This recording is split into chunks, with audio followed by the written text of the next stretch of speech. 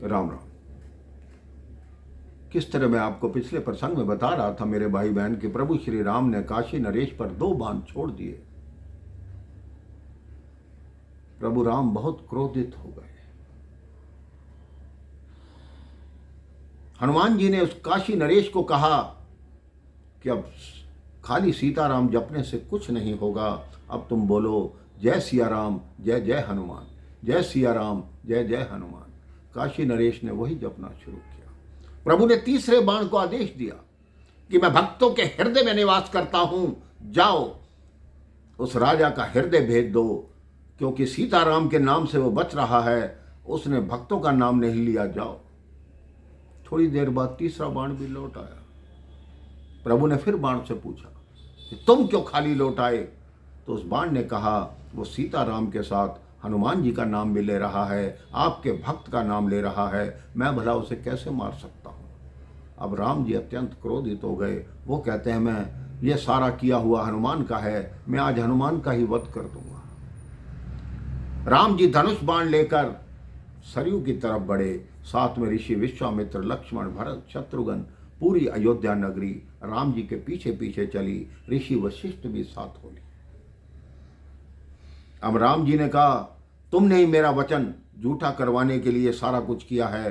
हनुमान जी कहते हैं मैं क्या करूं, मेरी माँ ने इसको बचाने का वचन दिया, मैं माँ की वचन के अधीन हूं, मैं इसको बचाने का प्रयत्न तभी कर रहा हूं। प्रभु जैसे ही प्रभु श्री राम और हनुमान जी की बात हो रही थी, काशी नरेश के मुख से नाम जपना बंद हो गया। ऋषि वशिष्ठ ने काशी नरेश को कहा कि काशी नरेश क्या करते हो, तुमने ऋषि को प्रणाम नहीं किया, जल्दी बाहर निकलो और ऋषि विश्वामित्र को प्रणाम करो, दंडवत प्रणाम करो। काशी नरेश तुरंत बाहर निकले, ऋषि विश्वामित्र के चरणों में गिरकर प्रणाम किया। राम जी ने कहा लेकिन मैंने वचन लिया था कि मैं इसका वध कर दूंगा।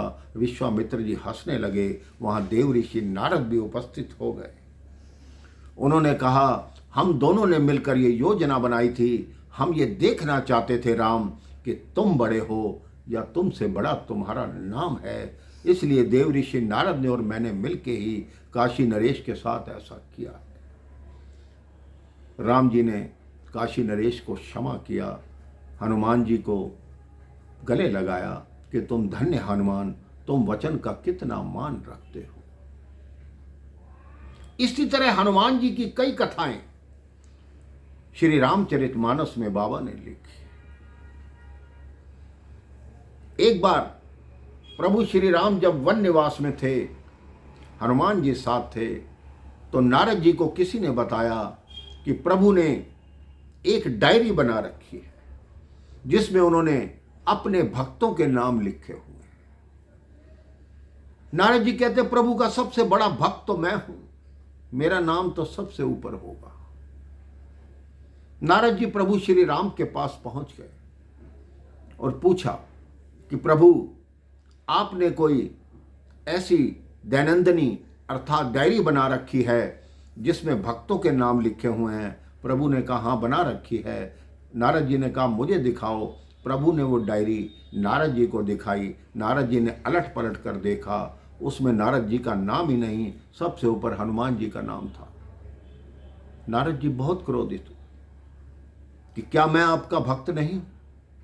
राम जी ने कहा मैंने 2 डायरी बना रखी हैं, आपने एक देखी है, ये दूसरी भी देख लो।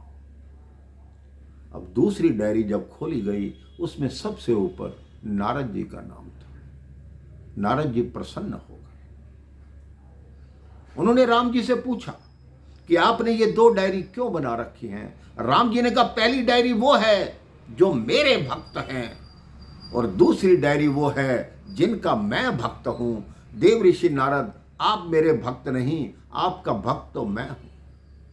नारद जी गर्व में फूले रहे, फूले नहीं समा रहे कि प्रभु मेरे भक्त हैं। इसी तरह कोई भी आप वेद पढ़िए, पुराण पढ़िए, शास्त्र पढ़िए, 3 वस्तुएं आपको अवश्य मिलती हैं। सबसे पहले देव ऋषि नारद, फिर वरदान और श्राप। ये 3 वस्तुओं के बिना कोई भी वेद शास्त्र पुराण पूर्ण नहीं हो सकता। तुलसीदास जी रामचरितमानस को तो राम जी के राज्य तिलक के बाद विराम देते हैं, लेकिन मैं आपको अगले प्रसंग से लव कुश कांड की शुरुआत करूंगा, वो सुनाऊंगा। राम राम, जय श्री राम।